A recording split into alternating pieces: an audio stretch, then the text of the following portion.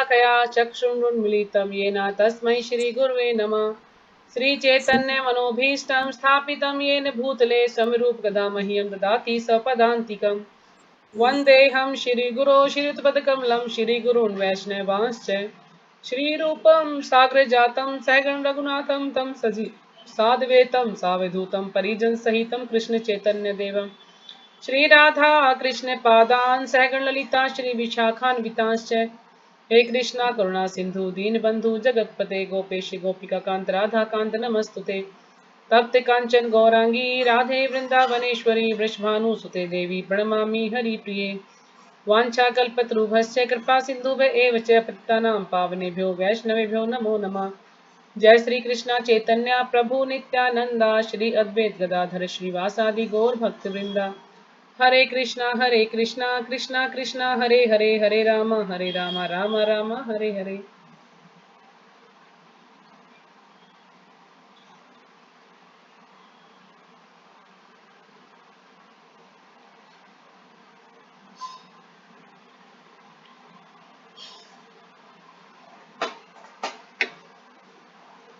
तो ठीक है माता जी, मैंने ग्रुप में डाल दिया है लिंक, आप जिसको भी देखना, जो भी देखना चाहे वो देख लेना। हरे कृष्ण माता जी, धन्यवाद, प्रणाम जी। हरे कृष्णा, प्रणाम माता जी। तो पिछली बार हमने किया था 3 श्लोका किए थे ना उस दिन। एक तो 57वां, 57, 58 और 59। तो 58 में था कि इस भौतिक जगत में जो व्यक्ति न तो शुभ की प्राप्ति से हर्षित होता है और न ही अशुभ के प्राप्त होने पर उससे घृणा करता है, वह पूर्ण ज्ञान में स्थिर होता है। नहीं कि कोई ज्यादा अच्छा कार्य होता है तो खुश होता है और कोई बुरा होता है तो उससे घृणा करता है, वो हमेशा पूर्ण ज्ञान में स्थिर रहता है।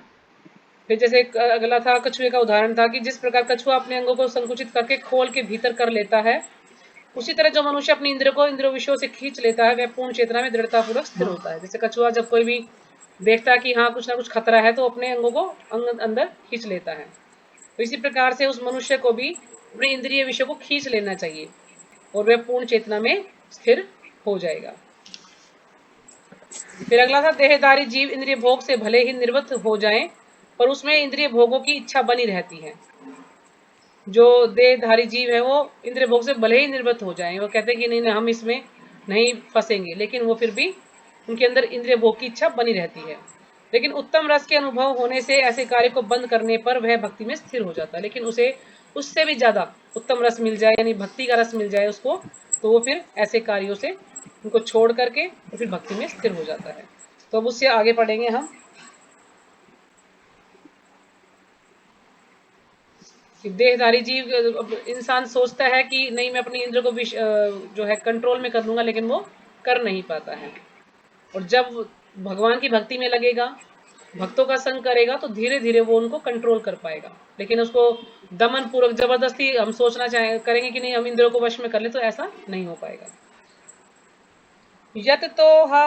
यत्तो हि अपि कौन्तेय पुरुषस्य विपश्चितः इंद्रियाणि प्रमाथिनी हरन्ति प्रसंभमनः। तो जो भी श्लोका पढ़ना चाहे पढ़ सकता है।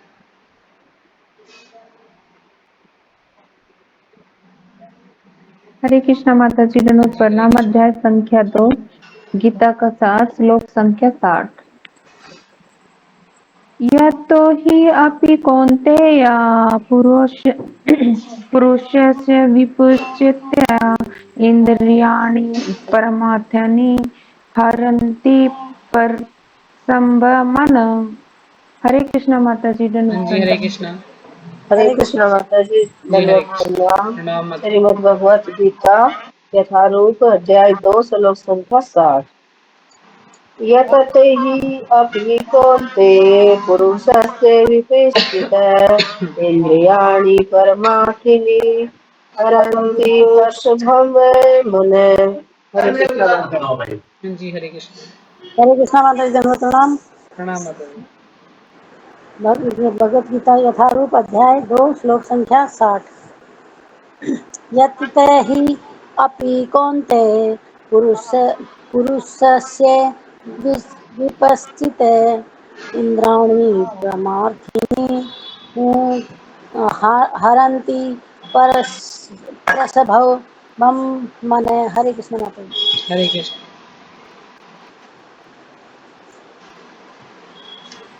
हरे कृष्ण माता जी, धन्यवाद जी प्रणाम। हरे कृष्ण।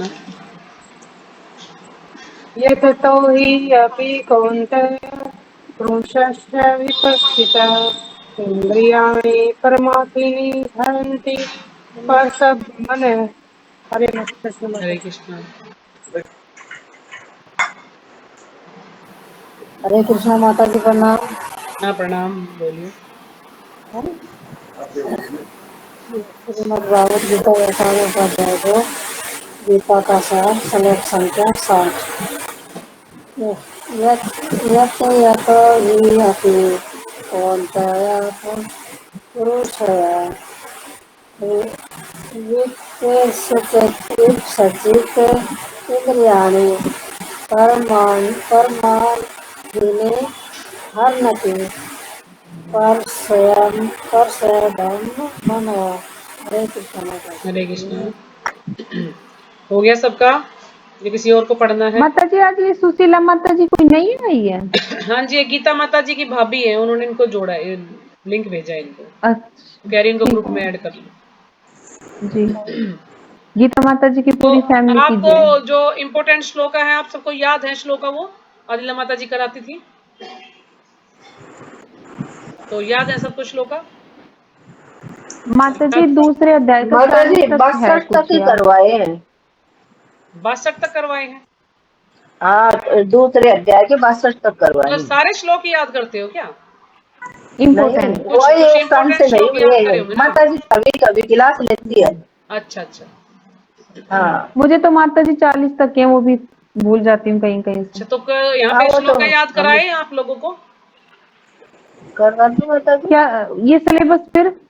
सिलेबस तो चलना पड़ेगा। जैसे मेरे प्रभु जी करा रहे हैं अभी 10 मिनट के लिए ना, एक श्लोका लेते हैं, हफ्ते में एक या ये दो तो श्लोका अच्छा हो है माता जाएंगे। जी, करा दो आप। मैं तो वो 10 3 बजे मिनट के वाली लिए क्लास में नहीं बुलवाते आ हैं पाती। सबसे, तो धीरे धीरे कह रहे हैं याद हो 3 जाएगा, हफ्ते बजे में एक या वाली दो माता श्लोक जी याद हो लेती ही जाएगा। नहीं, 4 बजे करी वो भी नहीं लेती माता जी। तो लेती तो अगर आज आप लोग तक कहो 1 तो मैं साल भी हो गए। आपको याद करवा सकती हूँ, तो उन्होंने अभी शुरू 10 किया मिनट है। करवा दिया करो, पौने 10 बजे से 10 हाँ वो बजे कह रहे तक। 10 मिनट कराता नहीं हूँ, तो नहीं, 10 मिनट में एक दो श्लोक हफ्ते में तो, 1 दिन करवा दिया करो या तो। हाँ तो हफ्ते में ना, मतलब एक दो श्लोक याद हो ही जाएंगे हफ्ते में ना, तो एक तो याद हो ही जाएगा जब उसको बार बार बोलेंगे तो हाँ हम, तो ऐसे करवा सकते हैं। हाँ। तो शब्दार्थ यत यततः प्रयत्न करते हुए ही निश्चय ही अपि के बावजूद कौनते हे कुंती पुत्र पुरुषस्य मनुष्य की विपस्थितः विवेक से युक्त इंद्रियाणी इंद्रियां परमाथिनी उत्तेजित हरंती फेंकती है प्रसंभ बल से मनः मन को। तो अनुवाद, हे अर्जुन, इंद्रियां इतनी प्रबल तथा वेगवान हैं कि वे उस विवेकी पुरुष के मन को भी बलपूर्वक हर लेती हैं जो उन्हें वश में करने का प्रयत्न करता है।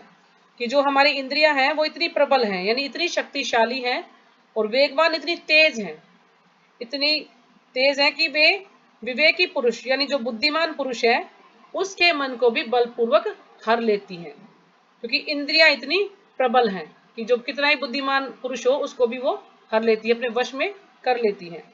जो उन्हें वश में करने का प्रयत्न करता है, यानी जो इंद्रियों को वश में करने का प्रयत्न करता है वो उसको ही वश में कर लेती है।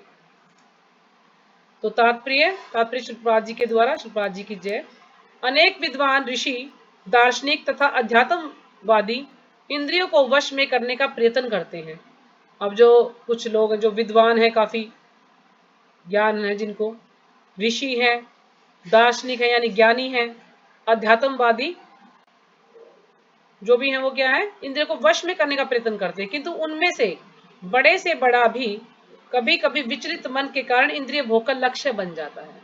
लेकिन वो चाहे कितना ही तपस्या कर लें, कितने ही बड़े बन जाएं, लेकिन कभी कभी उनका मन विचलित हो जाता है और वो इंद्रिय भोग में लग जाते हैं, क्योंकि वो अकेले भक्ति करते हैं, मन को केंद्रित करने का प्रयास करते हैं, ध्यान लगाने का प्रयास करते हैं, लेकिन ध्यान नहीं लग पाता, क्योंकि जबरदस्ती हम इंद्रियों को कंट्रोल नहीं कर सकते।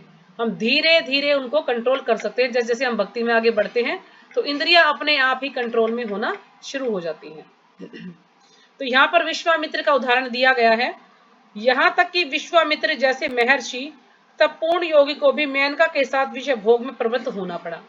अब जो विश्वामित्र हैं विश्वामित्र ने लगभग 60,000 वर्षों तक तपस्या की, 60,000 वर्षों तक तपस्या की।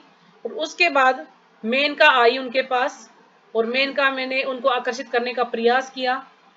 एक बार तो उन्होंने मेनका को भगा दिया, लेकिन मेनका फिर से आई है दोबारा से, और अब की बार वो कंट्रोल नहीं कर पाए और वो मेनका के प्रति आकर्षित हो गई और उन्होंने मेनका से विवाह कर लिया। और उसके बाद उन्होंने कई संतान उनसे उत्पन्न की और फिर वो उसमें लगे। और उसके बाद फिर दोबारा से उन्होंने भक्ति शुरू की थी विश्वामित्र ने। विश्वामित्र जैसे रामायण में आप देखते हैं ना, विश्वामित्र, ये वही विश्वामित्र है जो रामायण में हम आता ना, जो भगवान राम के गुरु थे विश्वामित्र। शायद विश्वामित्र और वशिष्ठ थे शायद उनको गुरु, तो यानी उसमें उसका आता है नाम उनका। तो यहाँ तक कि विश्वामित्र जैसे महर्षि, और वो तो इतने तपस्या करने वाले थे, 60,000 वर्ष तक उन्होंने तपस्या की थी, वो भी अपनी इंद्रियों को वश में नहीं कर पाए। तो हमारे जैसे तो औकात ही क्या है, कहते हैं ना, हम लोग तो कर ही नहीं पाएंगे, जो इतनी तपस्या करने के बाद भी इंद्रियों को वश में नहीं कर पाए। तो इंद्रियां बड़ी शक्तिशाली हैं, बड़ी तेज हैं। तो उन्होंने फिर विवाह किया और फिर संतान उत्पन्न की। यद्यपि वे इंद्रिय निग्रह के लिए कठिन तपस्या का यथा योग कर रहे थे, यानी वो इंद्रिय निग्रह कर रहे, इंद्रिय निग्रह यानी अपने जो इंद्रिया थी उन पर संयम करने का प्रयास कर रहे थे, कठिन तपस्या करके, योग करके, कठिन तपस्या करके मैं अपनी इंद्रियों को अपने वश में कर लूं, इंद्रियों पर संयम कर लूं, लेकिन ऐसा नहीं कर पाए। विश्व इतिहास में इसी तरह के अनेक दृष्टांत हैं। तो विश्व में काफी ऐसे प्रकार के कई दृष्टांत हैं, जैसे कि शोभरी मुनि का आप सबने सुना ही है, अजला माता जी ने कई बार बताया। शोभरी मुनि ने भी 60,000 वर्षों तक तपस्या की थी। और कहां पर तपस्या की थी? पानी के अंदर, पानी के अंदर बैठकर वो तपस्या कर रहे थे कि यहाँ पे मुझे कोई डिस्टर्ब नहीं करेगा, मैं आराम से तपस्या करता हूँ। 60,000 साल तक उन्होंने तपस्या की।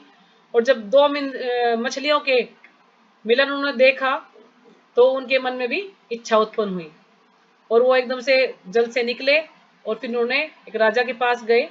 और राजा के कई लड़कियां थी, तो उनसे कहा कि मैं विवाह करना चाहता हूँ। तो राजा ने कहा कि देखते हैं, क्योंकि उनकी बिल्कुल 60,000 वर्ष तो जो इंसान तपस्या करे उस शक्ल कैसी हो जाएगी, है ना, बूढ़ा लगेगा, अजीब सा उसका फेस हो रखा था।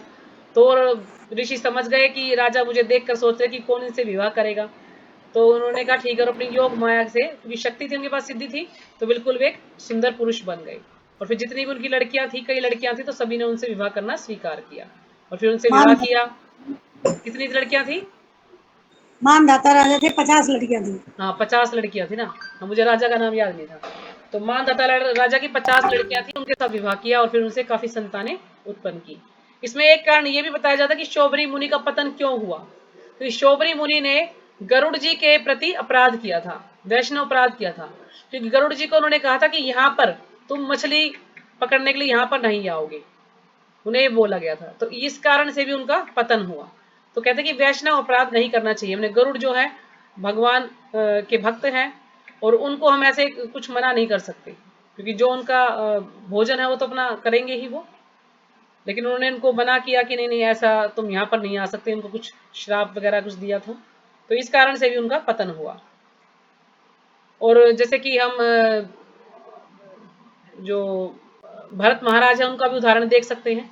भरत महाराज भी अकेले भक्ति कर रहे थे और इसी कारण से वो फिर उसमें बकरी, उसको हिरण के बच्चे को उसमें आसक्त हो गए, उसकी सेवा में लग गए और भक्ति से पतित हो गए, फिर से उनको जन्म लेना पड़ा। तो ये इसका मेन कारण यही बताया कि यदि हम अकेले से प्रयास करते हैं इंद्रियों को कंट्रोल करना, नहीं हो पाता। लेकिन जैसे हम भक्ति में लगते हैं ना, भगवान की सेवा में लगते हैं, वो लोग सेवा नहीं कर रहे हैं भगवान की, वो सिर्फ ध्यान कर रहे हैं कि हम ध्यान के द्वारा अपनी इंद्रियों को कंट्रोल कर सकते हैं, लेकिन ऐसा नहीं हो पाता है। लेकिन जब भक्ति करते हैं, धीरे धीरे इंद्रियों को कंट्रोल करने का प्रयास करते हैं, जैसे कि भगवान की आरती करते हैं, भगवान के विग्रह की सेवा करते हैं, भक्तों का संग करते हैं, लेक्चर सुनते हैं, कीर्तन करते हैं, तो धीरे धीरे इंद्रियां अपने आप कंट्रोल हो जाती हैं। लेकिन हम अकेले बैठकर सोचेंगे हम अकेले बैठकर भक्ति कर लेंगे, हम इंद्रियों पर संयम रख लेंगे, तो नहीं हो पाएगा। तो यही कारण था उनके पतित होने का कि वो अकेले एकांत में जाके भक्ति करना चाह रहे थे। ऐसा भी इसलिए हुआ उनके साथ कि आप सब लोग भी देख सकते हैं, जो भी जितना पुराना भक्ति में जुड़ा हुआ है, तो कुछ ना कुछ तो आप सब में चेंज आया होगा ना, कुछ तो आपकी इच्छाएं कुछ कम हुई होंगी, फर्क पड़ा होगा थोड़ा बहुत सबके अंदर, नहीं पड़ा होगा फर्क, ऐसा तो नहीं हो सकता। तो इसलिए जब हम भक्ति से जुड़े रहते हैं, भक्तों के संग करते हैं, तो हमारा धीरे धीरे जो हमारी बुराइयां हैं वो अपने आप ही समाप्त होने लगती हैं। तो अतः पूर्णतया कृष्ण भावना भावित हुए बिना मन तथा इंद्रियों को वश में कर सकना अत्यंत कठिन है। तो जब तक हम पूरी तरह से कृष्ण भावना भावित नहीं होते तो हम अपने मन को और इंद्रियों को वश में नहीं कर सकते हैं। बहुत ही कठिन है हमें कि इनको वश में करना। मन को कृष्ण में लगाए बिना मनुष्य ऐसे भौतिक कार्य को बंद नहीं कर सकता, कि जब तक हमारा मन कृष्ण में नहीं लगेगा तो हमारा मन और चीजों में लगा रहेगा। तो मन को हमें कृष्ण में लगाएंगे तो हम जो भौतिक कार्यों को बंद कर सकते हैं। परम साधु तथा भक्त यमुनाचार्य ने एक व्यवहारिक उदाहरण प्रस्तुत किया है। वे कहते हैं, तो जो यमुनाचार्य हैं वो रामानुजाचार्य के गुरु हैं। और रामानुजाचार्य कौन है? वो लक्ष्मण जी के अवतार हैं रामानुजाचार्य। तो रामानुजाचार्य के गुरु हैं ये यमुनाचार्य। तो उन्होंने एक व्यवहारिक उदाहरण प्रस्तुत किया। वे कहते हैं, यदवदि मम चेतः कृष्ण पदारविंदे नवन वर सधा मन्युहतम रंतु मासित तदवधि बत नारी संग में स्मृयमाने भवती मुख विकारः सुष्ठु निष्ठीवनम च। जब से मेरा मन भगवान कृष्ण के पदार बिंदों की सेवा में लग गया है और जब से मैं नित्य नव दिव्य रस का अनुभव करता रहा हूं। तो बता रहे हैं कि जब से मेरा मन भगवान कृष्ण के चरण बिंदों में लगा, भगवान के चरणों में लगा है, उनकी सेवा मैं कर रहा हूं, और तब से क्या हुआ कि मैं नित्य नव दिव्य रस का अनुभव करता रहा हूं, कि मैं प्रतिदिन दिव्य रस का अनुभव कर रहा हूं। मतलब मुझे आनंद मिल रहा है भगवान के चरणों की सेवा करके। तब से स्त्री प्रसंग का विचार आते ही मेरा मन उधर से फिर जाता है। तो जब हम भगवान की सेवा में लग जाते तो स्त्री संग का जो विचार है उससे मेरा मन अपने आप ही फिर जाता है और मैं ऐसे विचार पर थू थू करता हूँ। तो जब भगवान की सेवा में लग जाते हैं तो इन विषय भोगों से हमारा मन हट जाता है, हम अपने आप को, अपने इंद्रियों को कंट्रोल कर सकते हैं। तो कृष्ण भावना भावित इतनी दिव्य सुंदर वस्तु है कि इसके प्रभाव से भौतिक भोग स्वतः निरस हो जाता है। यानी इतना पावरफुल है ये भगवान की भक्ति, इतनी दिव्य सुंदर वस्तु है कि इसके प्रभाव से भौतिक भोग अपने आप ही नीरस हो जाता है, यानी उनमें कोई हमें आनंद नहीं आता है। यह वैसा ही है जैसे कोई भूखा मनुष्य प्रचुर मात्रा में पुष्टिदायक भोजन करके अपनी भूख मिटा लेता है। यानी इसकी तुलना की गई है कि यानी कोई भूखा व्यक्ति है और वो प्रचुर मात्रा में उसको पूरे अच्छी तरह से भोजन मिल जाता है तो वो अपनी भूख मिटा लेता है। महाराज अम्बरीश भी परम योगी दुर्वासा मुनि पर इसलिए विजय पा सके क्योंकि उनका मन निरंतर कृष्ण भावनामृत में लगा रहता था। अब जो अम्बरीश महाराज हैं उनका मन हमेशा 24 घंटे भगवान में ही लगा रहता था, इसलिए वो दुर्वासा मुनि को हरा पाए। दुर्वासा मुनि भगवान के भक्त हैं और अम्बरीश महाराज भी भगवान के भक्त हैं, लेकिन दोनों का लेवल अलग है। तो अभी हम आगे जो श्लोक है उसमें अम्बरीश महाराज के बारे में ही पढ़ेंगे। स वै मनः कृष्ण पदार बिंदियो वंचासी बैकुंठ गुणानु वर्णने। तो यानी पूरे उन्होंने अपनी सारी इंद्रियों को भगवान की सेवा में लगा दिया। तो अगला श्लोक पढ़ते हैं। तानि सर्वाणि संयम युक्तः अजासीत मत्परः वशे ही यस्य इंद्रियाणि तस्य प्रज्ञा प्रतिष्ठिताः। तो कोई भी श्लोक पढ़ना चाहे पढ़ सकता है। हरे कृष्णा माता जी जी हरे कृष्ण। दंडवत श्रीमद् भगवत गीता अध्याय 2 श्लोक संख्या 61। तानि सर्वाणि संयम्य युक्तः आसीत् मत्परः वशे हि यस्येन्द्रियाणि तस्य प्रज्ञा प्रतिष्ठिता। हरे कृष्णा। हरे कृष्ण। हरे कृष्णा माता जी दंडवत प्रणाम। अध्याय संख्या 2 श्लोक संख्या 61। तानि सर्वाणि संयम्य युक्त आसीत् मत्पर विषये हि यस्य इंद्रियाणि तस्य प्रज्ञा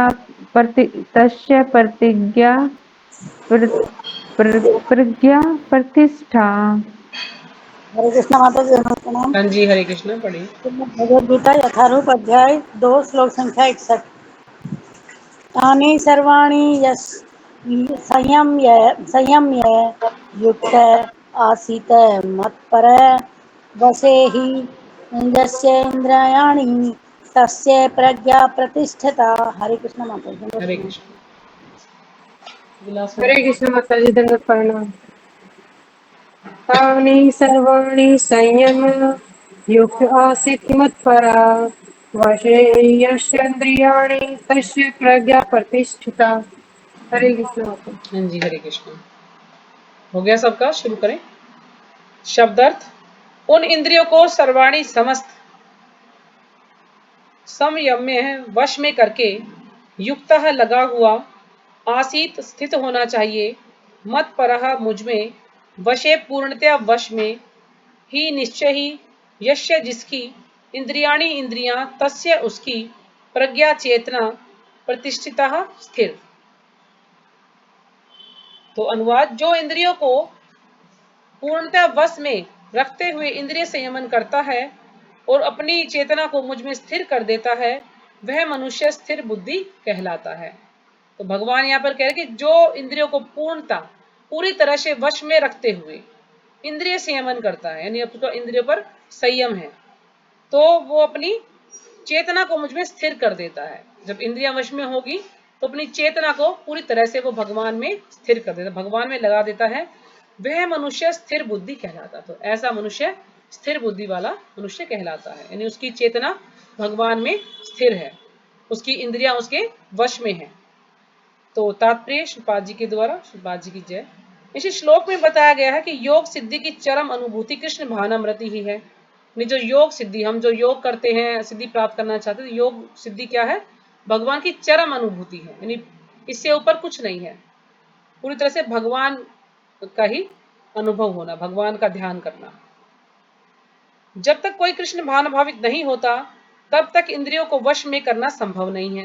लेकिन जब तक हम कृष्ण भावनाभावित नहीं होंगे, भगवान की भक्ति में नहीं जुड़ेंगे, तो अपनी इंद्रियों को हम वश में नहीं कर सकते हैं। जैसा कि पहले कहा जा चुका है, दुर्वासा मुनि का झगड़ा महाराज अम्बरीश से हुआ। अब जो दुर्वासा मुनि है, आप सबने पहले कथा सुनी होगी कि दुर्वासा मुनि का अम्बरीश महाराज के साथ झगड़ा हुआ था। मैंने भी शायद एक बार यहाँ पे थोड़ा सा आपको सुनाया था। तो क्योंकि वे गर्ववश महाराज अम्बरीश पर क्रुद्ध हो गए, और जो दुर्वासा मुनि है वो अम्बरीश महाराज पर क्रुद्ध हो गए, गुस्सा हो गए। क्यों? क्योंकि क्या हुआ था कि एक बार अम्बरीश महाराज ने व्रत किया हुआ था, एकादशी का व्रत किया था, तो उस समय दुर्वासा मुनि आ गए थे। तो दुर्वासा मुनि को भोजन करना था, तो उन्होंने कहा कि ठीक है, आप, दुर्वासा मुनि ने कहा मैं स्नान करके आता हूँ, उसके बाद मैं भोजन ग्रहण करूंगा। तो उन्होंने कहा ठीक है। और उस दिन एकादशी का पारण समय था, उन्होंने एकादशी का व्रत किया हुआ था अम्बरीश महाराज, तो अगले दिन उनको पारण करना था। अब पारण का समय निश्चित होता है, हम सब देखते हैं कि हमें समय दिया जाता है, इसी के अंदर हमें अन्न ग्रहण करना, तभी हमारा व्रत पूर्ण होता है। यदि हम उस समय अन्न ग्रहण नहीं कर पाते तो हमारा व्रत बेकार हो जाता है, उसका पूरा फल हमें नहीं मिलता है। तो उन्होंने भी ऐसा ही किया कि अब दुर्वासा मुनि तो स्नान करने चले गए और उन्होंने काफी समय लगा दिया। तो अम्बरीश महाराज चिंता में कि ऋषि अभी तक आए नहीं है, तो मुझे पारण करना है, मेरा समय निकल जाएगा। लेकिन जब तक कोई मेहमान घर पे आए तो उसको खिलाए बिना वो खा भी नहीं सकते, क्योंकि वो ऋषि भी हैं, ब्राह्मण भी हैं, भगवान के भक्त भी हैं। तो वो क्या करें? तो उन्होंने ऋषियों से पूछा, और जो वहां पर ब्राह्मण थे उनके राजमहल से सलाह की कि मुझे ऐसी स्थिति में क्या करना चाहिए। तो उन्होंने कहा कि ठीक है, आपने निर्जला व्रत किया है तो आप जल ग्रहण कर सकते हैं, थोड़ा सा जल ले लीजिए, तो उससे आपका व्रत टूट भी जाएगा और नहीं भी टूटेगा, और ऋषि का अपमान भी नहीं होगा, आप उसके बाद प्रसाद ले सकते हैं।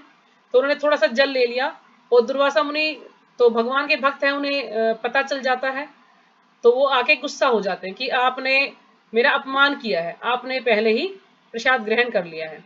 वो उनको समझाने का प्रयास करते हैं, वो लेकिन नहीं मानते। तो दुर्वासा मुनि क्या करते हैं कि वो एक, क्योंकि उनके पास सिद्धि थी, तो ये अग्नि युक्त कृत्या राक्षसी को छोड़ देते हैं अम्बरीश महाराज के ऊपर, कि वो उसको कुछ कष्ट पहुंचाए, यानी उसको समाप्त कर दे, उसको भस्म कर दे। लेकिन अब अम्बरीश महाराज क्या है? भगवान के शुद्ध भक्त हैं। तो भगवान ने क्या किया? उनको सुदर्शन चक्र उनके पास भेज दिया। अब सुदर्शन चक्र के ने क्या किया कि वो जो अग्नि जो राक्षसी थी, कृत्या राक्षसी, उसको समाप्त कर दिया, उसको भस्म कर दिया, और वो दुर्वासा मुनि के पीछे लग गया। अब दुर्वासा मुनि घूमते घूमते सभी लोकों में जा चुके, सभी देवताओं के पास गए क्षमा मांगने के लिए कि कोई मुझे इससे बचाए, लेकिन किसी ने उनकी रक्षा नहीं की, क्योंकि भगवान ने जो सुदर्शन चक्र छोड़ा था, कोई उनकी रक्षा नहीं कर सकता। तो भगवान के पास भी भगवान ने भी साफ मना कर दिया कि मैं तुम्हारी कुछ रक्षा नहीं करूंगा। तुम्हें मेरे भक्त से ही क्षमा मांगनी पड़ेगी। तो वो जो है आते हैं अम्बरीश महाराज के पास और उनसे क्षमा मांगते हैं। लेकिन अम्बरीश महाराज इतने दयालु हैं, इतने विनम्र हैं कि वो कहते नहीं नहीं आपको क्षमा मांगने की जरूरत, वो खुद ही क्षमा मांगते हैं कि नहीं नहीं आपका कोई दोष नहीं है, क्योंकि उनका दोष था लेकिन फिर भी वो कहते नहीं नहीं आपका कोई दोष नहीं है, वो उनको क्षमा कर देते। कि जो भक्त होते हैं भगवान के, जो शुद्ध भक्त होते हैं, उनका हृदय इतना पवित्र होता है, वो इतने विनम्र होते हैं कि किसी के दोष को भी वो क्षमा कर देते हैं। तो अम्बरीश महाराज ने उनको क्षमा कर दिया, नहीं तो भगवान ने भी उनको क्षमा नहीं किया। भगवान कहते कि मैं सब कुछ सहन कर सकता हूँ, लेकिन कोई वो मेरे भक्त का अपमान करता है तो मैं उसे सहन नहीं करता। तो भगवान ने उसे मना कर दिया और फिर इस प्रकार से सुदर्शन चक्र को वापस बुला लिया गया और उनकी रक्षा हुई। क्योंकि दुर्वासा मुनि तो फेमस है क्रोध के बारे में कि दुर्वासा मुनि को बड़ी जल्दी क्रोध आ जाता है। तो जिससे अपनी इंद्रियों को रोक नहीं पाए। दूसरी ओर यद्यपि राजा मुनि के समान योगी न था। अब जो राजा था वो मुनि के समान योगी न था, किंतु वह कृष्ण का भक्त था और उसने मुनि के सारे अन्याय सह लिए, जिससे वह विजयी हुआ। तो उन्होंने कुछ नहीं बोला ऋषि के सामने, ठीक है जो आप कह रहे हैं सही है, उनको मान लिया। लेकिन राजा अपनी इंद्रियों को वश में कर सका क्योंकि उसमें निम्नलिखित गुण थे जिनका उल्लेख श्रीमद् भागवतम में किया गया। तो राजा भगवान का भक्त था, उसके अंदर सारे गुण थे। तो श्रीमद् भागवतम में ये श्लोक है अध्याय 9 नहीं स्कंद 9 अध्याय 4 श्लोक संख्या 18 से 20 में ये कथा आती है। कोई पढ़ना चाहे तो पढ़ सकता है। स वै मनः कृष्ण पदार विंदयो व्रंचांसी बैकुंठ गुणानुवर्णने करौ हरेर मंदिर मार्जनादिषु श्रुतिम चकाराच्युत सत कथोदये मुकुंदे लिंगालय दर्शने दर्शो तद्भृत्य गात्र स्पर्शे गैसंगमम घ्राणम च तत्पाद सरोज सौरभय श्रीमतुल्यस्य रसनाम तद अर्पिते पादौ हरे क्षेत्रे पदानुसर्पणे शिरो ऋषिकेश पदाभिवंदने कामं च दास्येन तु काम काम्यया यथोत्तम श्लोक जनाश्रया रतिः। तो काफी बड़ा श्लोक है, थोड़ा मुश्किल भी है, तो आप इसको पढ़ सकते हैं। इसमें तीन श्लोक इकट्ठे हैं इसलिए इतना बड़ा है ये। तो इसका अर्थ बताया यहाँ पर। राजा अम्बरीश ने अपना मन भगवान कृष्ण के चरणार बिंदों पर स्थिर कर दिया। तो अब देखिए आप किस प्रकार से उन्होंने अपनी इंद्रियों को भगवान की सेवा में लगाया। अपनी वाणी भगवान के धाम की चर्चा करने में लगा दी, अपने कानों को भगवान की लीलाओं के सुनने में लगा दिया, अपने हाथों को भगवान का मंदिर साफ करने में लगाया, अपनी आंखों को भगवान का स्वरूप देखने में लगाया, अपने शरीर को भक्त के शरीर का स्पर्श करने में लगाया, अपनी नाक को भगवान के चरण बिंदों पर भेंट किए गए फूलों की गंध सूंघने में लगाया, अपनी जीभ को उन्हें अर्पित तुलसी दल का आस्वादन कराने में लगाया, अपने पांवों को जहां जहां भगवान के मंदिर हैं उन स्थानों को यात्रा करने में लगाया, अपने सिर को भगवान को नमस्कार करने में लगाया तथा अपनी इच्छाओं को भगवान की इच्छाओं को पूरा करने में लगा दिया। और इन गुणों के कारण वे भगवान के मत पर भक्त बनने के योग्य हो गए। तो मत पर का अर्थ क्या है, यानी भगवान के पूरी तरह से भगवान के आश्रित हो गए। वो भगवान में पूरी तरह से भगवान की भक्ति में ही लग गए, अपने आप को पूरी तरह से भगवान की भक्ति में उन्होंने लगा दिया। तो यह मत पर भक्त बनने के योग्य। तो किस प्रकार से उन्होंने अपनी सारी इंद्रियों को भगवान की सेवा में लगा दिया। तो जो व्यक्ति ऐसा कर पाता है वो अपनी इंद्रियों को कंट्रोल में कर पाता है। क्योंकि उस सब पहले के समय में बस वगैरह नहीं होती तो पैदल ही यात्रा होती, तो उन्होंने पैदल यात्रा करते थे। वो जहां पर भी कोई मंदिर देखते तो पैदल जाते थे वहां पर, इसलिए अपने पैरों का उन्होंने मंदिर जाने में इस्तेमाल किया। अपनी आंखों को भगवान का दर्शन करने में लगाया, अपने कानों को भगवान की लीला को सुनने में लगाया, अपनी वाणी को तुलसी दल का स्वाद लेने में लगाया। तो किस प्रकार से उन्होंने अपनी सारी इंद्रियों को भक्ति में लगाने का प्रयास किया, इसलिए वो भगवान के शुद्ध भक्त माने जाते हैं। तो इस प्रसंग में मत पर शब्द अत्यंत सार्थक है। कोई मत पर किस तरह हो सकता है, इसका वर्णन महाराज अम्बरीश के जीवन से बताया गया है। किस प्रकार से हम भगवान के पूरी तरह से आश्रित हो सकते हैं, पूरी तरह भगवान में लग सकते हैं, भगवान की भक्ति कर सकते हैं। तो ये हम अम्बरीश महाराज के जीवन परिचय से सीख सकते हैं। उन्होंने हमें समझाने के लिए ये यहाँ पर इनका वर्णन किया है। मत पर परंपरा के महान विद्वान तथा आचार्य शिल्ड बलदेव विद्याभूषण का कहना है, मद भक्ति प्रभावेन सर्वे इंद्रिय विजय पूर्विका स्वातम दृष्टि सुलभेति भावः। इंद्रियों को केवल कृष्ण की भक्ति के बल से वश में किया जा सकता है। जो बलदेव विद्याभूषण है, जिन्होंने ये भगवत गीता, प्रभुपाद जी ने भगवत गीता विद्यादेव बलभूषण को ही अर्पित की है, समर्पित की है उन्हीं को ये भगवत गीता। तो वो यहाँ पर कह रहे हैं कि इंद्रियों को केवल कृष्ण की भक्ति के बल से ही वश में किया जा सकता है। कभी कभी अग्नि का भी उदाहरण दिया जाता है, जिस प्रकार जलती हुई अग्नि कमरे के भीतर की सारी वस्तुएं जला देती है। तो जो जलती हुई अग्नि है, कमरे के भीतर की जितनी वस्तुएं सबको जला देती है। तो उसी प्रकार योगी के हृदय में स्थित भगवान विष्णु सारे मलों को जला देते हैं। जब हम भगवान की भक्ति में लगते हैं, तो जो हमारे अंदर जो भी कलमश है, पाप है, गंदगी है, उसको भगवान जला देते हैं। जैसे अग्नि कुछ जो कमरे में वस्तु सबको जला देती है, इस प्रकार भगवान की जब भक्ति करते हैं तो हमारे अंदर जो भी पाप है, मल है, वो सब भगवान उसको जला देते हैं। योग सूत्र भी विष्णु का ध्यान आवश्यक बताता है, शून्य का नहीं। जो योग सूत्र है वो भी विष्णु के ध्यान के बारे में ही, विष्णु का ध्यान ही आवश्यक बताता है, कि शून्य का नहीं। हमें विष्णु भगवान का ही ध्यान करना चाहिए। तथाकथित योगी जो विष्णु पद को छोड़कर अन्य किसी वस्तु का ध्यान धरते हैं, वे केवल मृग मरीचिकाओं की खोज में वृथा ही अपना समय गंवाते हैं। अब जो तथाकथित योगी हैं, यानी वो योगी हैं लेकिन वो दिखने में ऐसे हैं लेकिन वो योगी नहीं होते, तो क्या करते हैं कि विष्णु पद को छोड़कर, भगवान के पद को छोड़कर अन्य किसी वस्तु का ध्यान करते हैं, खामखा की चीजों का ध्यान करते हैं, और वे केवल मृग मरीचिकाओं की खोज में वृथा ही अपना समय गंवाते हैं। से मृग मरीचिका यानी ऐसा होता है कि जैसे हमें राजस्थान, हम किसी ऐसे जैसे राजस्थान में चले जाएं तो अब रेत ही रेत है, तो हमें ऐसे दूर से ऐसा दिखेगा जैसे जल है, लेकिन जब हम पास जाकर देखते तो वो जल नहीं होता। तो इस प्रकार से उसको मृग मरीचिका कहा गया है। देखने में हमें वैसा लगता है लेकिन वो वास्तव में ऐसा होता नहीं है।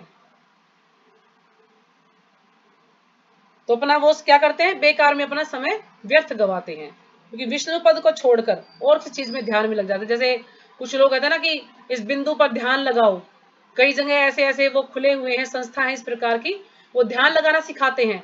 क्या ये हम आपको ध्यान लगाना सिखाएं, कहाँ पर ध्यान लगाना है, और फिर वो कहते हैं कि ये बिंदु है, इस पर ध्यान लगाइए। और कुछ लोग ध्यान लगाते लगाते वहीं पे सो जाते हैं, लमलेट लाइट बंद कर देते हैं और कहते हैं इस पर ध्यान लगाओ तुम। तो ऐसे को ध्यान लगता है, सब वहीं पे सो जाते हैं और कहते हैं हाँ भी हमने ध्यान लगाया था। इस प्रकार के कुछ जो है तरीके हैं, लोगों को सिखाया जाता है कि हम ध्यान लगाना सिखाएंगे, तो वो बेकार की चीजों में ध्यान लगाते हैं। जहाँ ध्यान लगाना है वहां पर ध्यान नहीं लगाते हैं।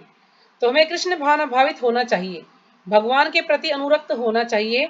असली योग का यही उद्देश्य है। तो असली योग का उद्देश्य क्या है कि हमें कृष्ण भावित होना है, हमें भगवान की तरफ ही ध्यान लगाना है, ना ही किसी और वस्तु में ध्यान लगाना है। ठीक है ना। जब हम भगवान पर ध्यान लगाते हैं तो ही हमारा जीवन सार्थक हो पाता है, हम सफल हो पाते हैं, हम जो है भक्ति कर पाते हैं अच्छे से। तो हमें भगवान के चरण बिंदु पर ध्यान लगाना चाहिए, भगवान की सेवा करना चाहिए। तो अगला श्लोक और लें या कर लें, क्योंकि ये दो श्लोक जो हैं एक दूसरे से संबंधित है, तो दोनों श्लोकों के एक साथ करना ही ठीक रहेगा। तो यहीं पर हम विराम कर सकते हैं। तो कल 2 श्लोक कल ले लेंगे हम, क्योंकि फिर एक ही श्लोक हो पाएगा, समय नहीं है, 2 नहीं हो पाएंगे। जी माता जी, हाँ जी, ठीक है। तो किसी धन्यवाद को माता जी कुछ आपका, पूछना बहुत है, कुछ बहुत समझ नहीं आया तो पूछ इतना सकते अच्छे से हैं, समझाया। नहीं तो यहीं पर हम विराम करेंगे। माता और जी, आप सब लोग पढ़िएगा घर पे, क्योंकि इंद्रियों जब को आप, हाँ जी बोलिए। इंद्रियों को हम कैसे करें वश में? अब बताया ना अमरीश महाराज ने, इंद्रियों को ऐसे वश में करना है हमें। भाई पहले से तो अमृत फर्क पड़ा होगा। महाराज, जैसे मेरा उदाहरण क्या है कि मैं बहुत ज्यादा टीवी की शौकीन थी, इतनी ज्यादा टीवी की शौकीन थी, मैं टीवी देखने रही हूँ और कोई मुझे आवाज लगा तो मुझे पता ही नहीं चलता कोई आवाज लगा रहा है मुझे। और इस कारण से मुझे अपनी मम्मी की डांट पड़ती थी, मम्मी बोलती रहती थी और मैं अपना टीवी में इतना मगन होती थी कि मुझे सुनता ही नहीं था कि कोई मुझे बोल रहा है। लेकिन अब ऐसा कि मैंने टीवी देखना ही छोड़ दिया है, कई साल हो गए मैं टीवी देखती नहीं हूँ बिल्कुल भी। तो जब हम भक्ति में लगते हैं ना, तो धीरे धीरे अपने आप ही ये कुछ जो बुराइयां हमारे अंदर वो अपने आप ही कंट्रोल होनी शुरू हो जाती है। अब यहाँ हरे पर कृष्णा आने के माता बाद भी जी। काम खत्म किया और जल्दी से आज ये वाला सीरियल आएगा, मुझे देखना है, कि कुछ हो जाए, फटाफट काम निपटाया, रसोई का टीवी के आगे बैठ के सीरियल देखना है। और अब मुझे कोई शौक नहीं रहा। अब मेरे बच्चे पीछे पड़ेंगे, मम्मी अभी ये बच्चे फिल्म देख के आए थे कई दिन पहले, तो मुझे कह रहे हैं मम्मी आप भी चलते ना, बहुत अच्छी फिल्म थी, बेटा मेरा मन नहीं करता। क्यों, क्या हो गया? कभी तो देखना चाहिए ना, सारा दिन आप देखो लेक्चर लेक्चर लेक्चर सुनते रहते हो। आप कभी तो हमारे साथ चला करो, मेरे को बिल्कुल नहीं जाना, मेरे को परेशान मत करो, मेरा मन ही नहीं है। तो धीरे धीरे फर्क पड़ता है। और एक समय ऐसा था कि 2-2 फिल्में इकट्ठी देख लिया करते थे, अरे मन नहीं करता है। मन करता है तो ये है कि टाइम मिलता है तो चलो कुछ पढ़ लिया जाए, कुछ ज्ञान हासिल किया जाए, टीवी देखने का मन नहीं हरे करता। कृष्ण माता जी, मैं भी बहुत ज्यादा देखती थी और नाटक के सीरियल तो एक भी नहीं छोड़ती थी, लेकिन अब मैं बिल्कुल देखती नहीं। हाँ, तो मन ही नहीं करता ना, अंदर से मन ही नहीं करता। अभी ये इच्छा होती कि कुछ समय है तो कुछ भगवान के बारे में सुन लिया जाए, कुछ शास्त्रों को पढ़ लिया जाए, क्योंकि हमारा समय ऐसे ही गुजरता जा रहा है। तो अब पता नहीं हमारा कितना समय और देखा बचा है, करती। हम ये शास्त्र पढ़ भी पाएंगे या नहीं पढ़ पाएंगे इस जीवन हाँ, में। मैं तो 3 साल से बिल्कुल ना देख। हाँ, क्योंकि हमने पहले इतना समय गवा दिया है, और अब थोड़ा बहुत समय हमारे पास, उसको भी हम इन चीजों में लगा देंगे तो हम पढ़ेंगे क्या फिर? भगवान के बारे में ज्ञान ले ही नहीं पाएंगे। तो कम से कम तो जितना माता जी कुछ हमारे वश याद में है हो, उतना तो हम कर पाए ना। माता जी कुछ याद रहो मत रहो, लेकिन कान में तो हमेशा लीड लगी रहती है। झाड़ू पोछा करे तो, बर्तन धोए तो, रोटी हाँ, तो इससे बनाए तो, इससे पता लगता है एक ना कि कान। हम किस गुण में हैं। भगवान का नाम सुने तो हम सत्व गुण में ही रहते हैं, जब भगवान का नाम चल रहा है तो। और अगर भगवान का नाम नहीं सुनेंगे ना तो हम कभी रजोगुण में, कभी तमोगुण में, इसी में लगे रहेंगे। तो कितना फायदा वो है ना कि तो हम अच्छी चीजें सुन रहे हैं, ना कि हम बुरी चीजें सुन रहे हैं। हाँ, बस माता जी यही फायदा लग रहा है मेरे को, और तो कोई बदलाव लग हाँ, नहीं रहा। किसी की बुराई सुनो, बस ये तो, किसी से झगड़ा करो, हाँ है ना? इनसे तो अच्छा है हाँ, कि ये भी भगवान का है। नाम सुन एक रहे हैं। पहले पहले फोन पे इतनी बातें करते थे, किसी से नहीं करते, नहीं करते तो हाँ, किसी का आता भी नहीं। हाँ, तो फोन करने का मन ही नहीं करता। अब कई बार मुझे कहेंगे फोन ही हाँ नहीं करती, समय ही नहीं मिलता यार फोन करने का, करूँ कहाँ? तो टाइम ही नहीं होता बिल्कुल हाँ, भी। और फिर मन भी नहीं करता। हाँ ना, मन जैसे कर भी ले, जैसे घर पे कभी कर भी लें तो टाइम ही नहीं मिलता। अब फोन करूं या मैं अपना जब पूरा करूं, मैं जब ही कर लेती हूँ, वही फोन नहीं कर रही मैं, समय होगा जब कर लूंगी, तो ऐसा रहता बस है। माता गीता माता जी मैं ही करते हैं, वो हमारे बच्चे बोलते गर्लफ्रेंड बन रही हो। मेरी फ्रेंड ही बन गए माता जी हम। और किसी से नहीं होती। हाँ, तो जो वही बात है, जो आपके टच में है, जो आपके ग्रुप में है, तो उसी से बातचीत होती है। कुछ पूछना है तो फिर भी वो भी बातें ऐसी नहीं होती कि हम गृह गृहस्थी की बातें ज्यादा करते हैं, ज्यादातर कुछ भक्ति, कुछ नहीं नहीं, वो नहीं होती है, होती बातें कर। होती हैं। तूने तो कर लिए, इतने कर लिए, मेरी तो आज एक भी नहीं हुई है। हाँ, तूने हाँ। लेक्चर को सुन लिया, मैंने तो आज नहीं सुना। बस यही होती है, और कुछ हाँ, तो नहीं वही तो होती। कह रहे हैं ना कि हम इस तरह की बातें करते हैं, अब वैसी बातें नहीं करते कि सास क्या बोली, आज दुरानी क्या बोल ली, तो ऐसी बातें नहीं करते ना, फर्क पड़ जाता है धीरे धीरे। तो जेठानी आप देवरानी सब में, दूर है। सबके अंदर थोड़ा थोड़ा वो तो बदलाव गया जरूर आया माता होगा, जी जितने अब। भी लोग यहाँ भक्ति से जुड़े हुए हैं, तो सबके अंदर चेंज जरूर आया होगा। ऐसा हो नहीं सकता कि कोई बदलाव ना आए, थोड़ा बहुत तो जरूर आता है सबके अंदर। तो हाँ है कितना तो सही। अच्छा है ना कि हम लोग भक्ति में जुड़े रहें, भगवान के बारे में सुनते रहें। ज्यादा से ज्यादा जितना भी हम सुनेंगे उतना ही हमारा हृदय शुद्ध होगा, हमारी चेतना शुद्ध होगी, जितना हम भगवान की भक्ति में लगेंगे। बस माता जी इतना ही हुआ है। और वो कोई कुछ कह देता है या किसी से सुन लेते हैं ना, वो ईर्ष्या द्वेष कम नहीं हुआ, वो तो फिर हो जाता है, फिर दिमाग थोड़ी देर गर्म वो ही भी हो रहेगा। जाएगा माता जी, धीरे धीरे हो जाएगा, धीरे धीरे हो जाएगा ना। उसको बोलने दो, आप मत बोलो। वो कुछ बोल रहा है तो आप नहीं मत वो बोलो, तो, चुप रहो थोड़ी देर के लिए, वो अपने आप ही शांत हो जाएगा, कहेगा नहीं इसको तो नहीं, कुछ फर्क वो नहीं पड़ तो रहा है। बस वो सुन लेते हैं तब वो, ये नहीं पहले की तरह ला फोन करके अभी पूछो इससे क्यों बोल हाँ, रही है बात, वो नहीं हाँ, है, वो तो नहीं करती। लेकिन वो थोड़ी देर मन में दुख रहता है कि उसने हाँ, ऐसे क्यों बोल दिया। उसने ऐसे क्यों वो ही बोला। है। हाँ, वो तो ईर्ष्या ये तो द्वेष रहता है, कम लेकिन नहीं जैसे हुआ। जैसे धीरे धीरे ना, फिर हमें इससे भी फर्क नहीं पड़ेगा। कुछ बोल गया तो हमें फर्क ही नहीं पड़ेगा, ठीक है तू बोल जा, थोड़ी देर चुप बोलेगा, फिर चुप हो जाएगा अपने आप ही। हम नहीं बोल, अगर हम बोलते हैं बराबर तो फिर वो बात बढ़ जाती है। तो यही तो हाँ, सिखाया नहीं जाता है कि हमें बराबर लीड पे बोलने का जला तो नहीं कहा। मारना।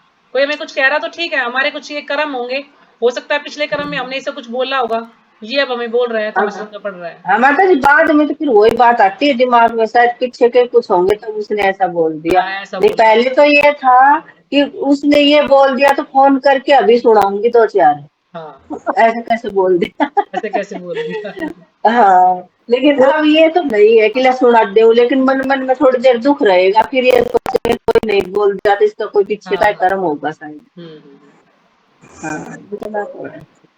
चलिए ठीक है, बाबा। हरे कृष्णा माता जी, दंडवत हाँ जी, प्रणाम। हरे कृष्णा। कोई और भी अपना कोई अनुभव शेयर करना चाहे तो कर सकता है।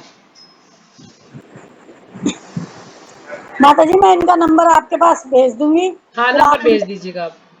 ठीक ठीक है है। माता जी। हाँ जी। अगर आप में से कोई लड्डू गोपाल का अभिषेक कराना चाहता है तो 1000 रुपए देकर अभिषेक करा सकता है। 1 तारीख को छठी मना रहे हैं हम यहाँ पर नजफगढ़ में।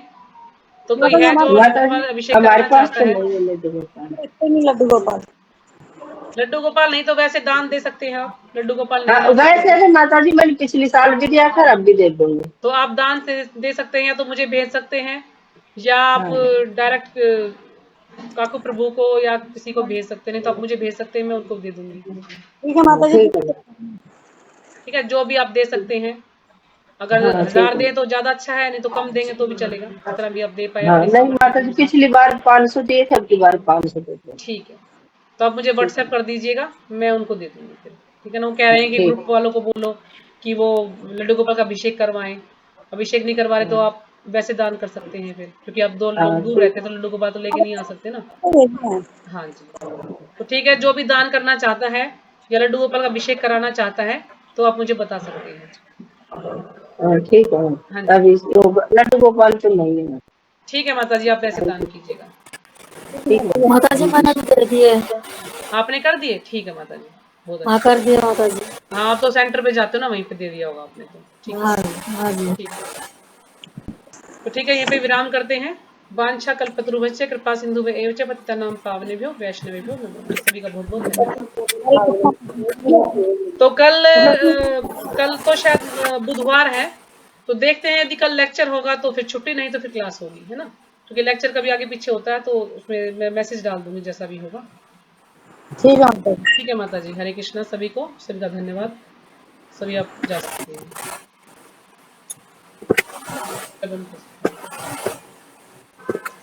बोले मैं रिकॉर्डिंग में